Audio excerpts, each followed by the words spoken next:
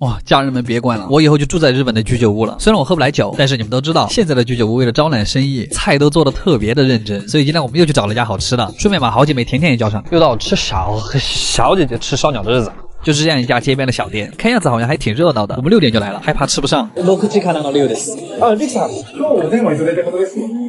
店里的小姐姐真的很多，我还以为都是日本大叔呢。我们3个人把他们家所有特色菜都点了一遍。第一个小菜我就惊了，是肉末豆腐，这个肉末的量好给力，它像我妈妈煮的肉丸子汤的那个味道，它里面还放了一些姜末去腥，特别怀念这个味道。然后这个是店长推荐的蛋黄酱半熟鸡蛋，它是用蛋黄酱把一整个调味鸡蛋给包住，浓郁的蛋黄酱加上细腻的鸡蛋鲜味，一整个大开胃的动作。它里面加了一点点的酒味。然后我们的第一个串是一个稀少部位，是鸡的胃袋的外面的部分，它吃起来特别的硬，虽然第一口有点像吃鸡心，但它比鸡心更脆更硬，它其实是介于鸡胗跟鸡心之间的那个口感。这个是鸡心的根，跟鸡心是完全不同的口感啊，因为是血管，所以很有弹性。就它不是那种脆脆的内脏感，就是上面的芥末酱太冲了。接着是一盘可爱的快乐鸡胸肉，鸡胸肉就很考验师傅的功力了，其实用筷子一夹就能感受得出来，像鸡腿肉那样软嫩就很好，这一坨是很到位了。这个就是鸡胸肉最好的做法。然后到了我的最爱，店长管这个菜叫麻婆青椒，里面塞满了一大坨麻婆肉泥，它真好辣。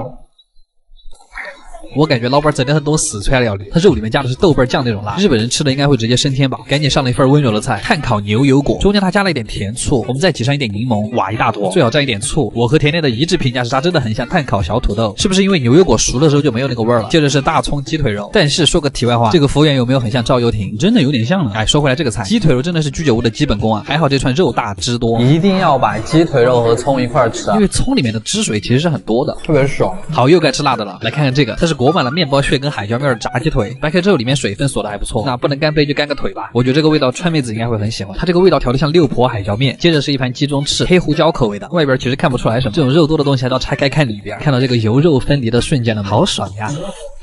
好肥啊，这个特别的好吃，这个惊了。最后是一盘特别饱满的鸡肝，这个头部为什么这么大呀？应该很过瘾，里面果然还是生的，像棉花一样挤在了你的嘴巴里面，它那个皮就跟我的脸皮一样薄，非常满足的一顿饭。我感觉接下来可以天天吃居酒屋了。阿基推荐指数9分，看我样。家人们，我今天终于打开了新世界的大门，鸡肉做的寿喜烧可真的是太绝了。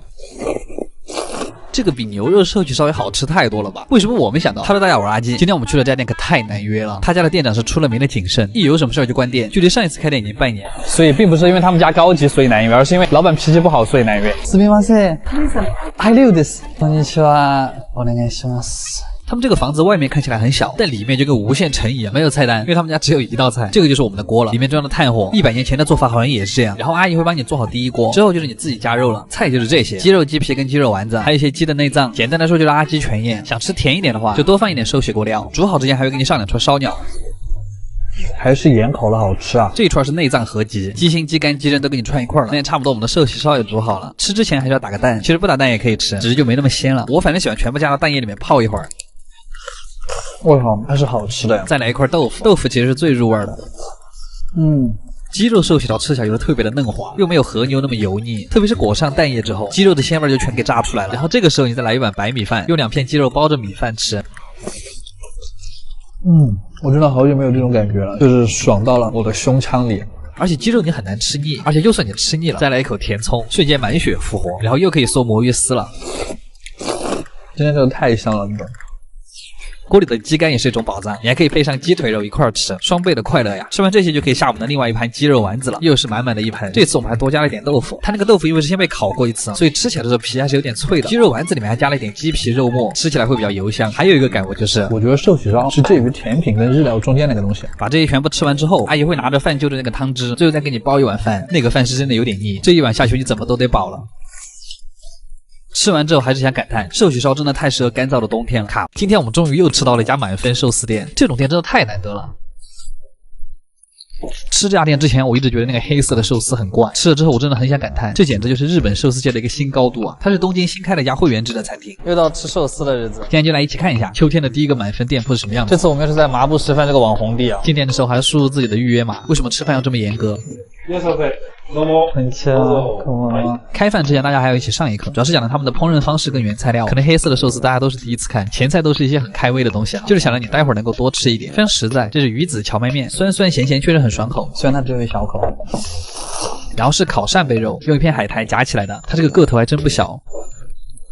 海苔那个微微的咸味儿，会把扇贝肉的甜味儿衬托得非常明显，特别的香脆。这种餐厅一般大家看到你吃好了之后，就会开始给你做下一个菜。这是我们今天的第一个寿司，金枪鱼刺身。它那个米其实本来是白色的，只不过涂了活性炭跟醋。你们都知道日本寿司的米其实是没有浓郁的香味的，因为就是怕米香盖过肉的鲜感。但是我在日本尝试了这么多优质的米之后，还是很想念家乡浓郁香气的大米。我讲个菜，它这个是用米酒蒸出来的鲍鱼，下面那个酱特别的好吃。它是把鳗鱼干磨碎了之后，加了一点芝士进去。哇，神奇的鲜味，就是爆干的茶香加上芝士的味道，我感觉像在吃巧克力酱。又上了一份啊！然后这个是金枪鱼里面最好吃的部位，秋头喽，你们就当是鱼里面的和牛好了。看到这个雪花了吧？这个就是金枪鱼才有的肥美。下面那个是海带末，刚好中和了脂肪的油腻感。哦，接着这个菜又很厉害，它还在炸的时候我就闻到味道了。松茸海鳗天妇罗，就是松茸中间夹着一块海鳗，裹上面粉之后丢到锅里炸出来的。被炸过的松茸味道特别的大，连鼻腔里都是蘑菇的味道。松茸三明治，你们看到师傅正在切的这个牡丹虾了没？配上虾卵之后刷了一层薄薄的酱油。其实虾卵本身没什么味道，但它让整个寿司有了颗粒感，吃起来更爽了。我现在整个嘴巴里面都是这一只虾。喝口汤缓解一下。然后这个黑色的是关东煮里面的萝卜，黑色的成分是活性炭哈，下面铺了一些帝王蟹的蟹腿肉。它真的就是那种淡淡的咸甜口味，但是那个味道又会在你的嘴巴里面缠绵，很温柔的味道。其实我们下面还有很多菜，但这个真的是我第一次要分上下期才讲得完了。那我们明天继续看。上一次的满分寿司一时没把它讲完，因为这家店的大酱实在是太耿直了。但上一次其实我们只讲了一些无食包间的东西，今天是正儿八经的吃黑寿司。我发现我废话真的好多。在说完了那碗很美味的黑色关东煮之后，大酱就开始给你做下一个寿司了。看那个肉的花纹应该是欧托罗，你们看这个手法，看得我很爽。但好像又有很多人在问我欧托罗是什么东西，其实就是金枪鱼肚子上靠近脸的那块肉，因为太肥了，所以就叫大鱼腩。会加一点烟熏的味道。我发现这种很肥的鱼肉就和那个黑米的醋酸很配。接着这个是金木雕寿司，这个鱼胶原蛋白特别丰富，所以你嚼的时候甚至有点像在嚼猪皮，但它的皮下脂肪还是很鲜美的。上面是加了一点柠檬皮的碎末，所以吃起来挺爽口。然后是这个，哇，我超喜欢这个烤北极贝，大家只是把它的边缘跟表面烤了一下，它里面的还是鲜嫩的那种。好有嚼劲力。我发现贝类嚼起来都特别的解压。然后这个鱼是芝麻鲷鱼，其实就是那种没什么味儿的鲷鱼。很清淡的口感，但是里面加了很多的芥末，吃完整个人都很精神，大酱根本不会让你停下来的。这是涂了一层照烧酱的血渍，鳗鱼的近亲，但是口感更弹。薄荷的味道，因为是草本里面提取出来的糖分，所以还有淡淡的草香。接着看样子是要卷起来了，它这个真的是卷了一大坨金枪鱼肉末，最后点缀一些酱油，这种手卷的饱腹感特别的强。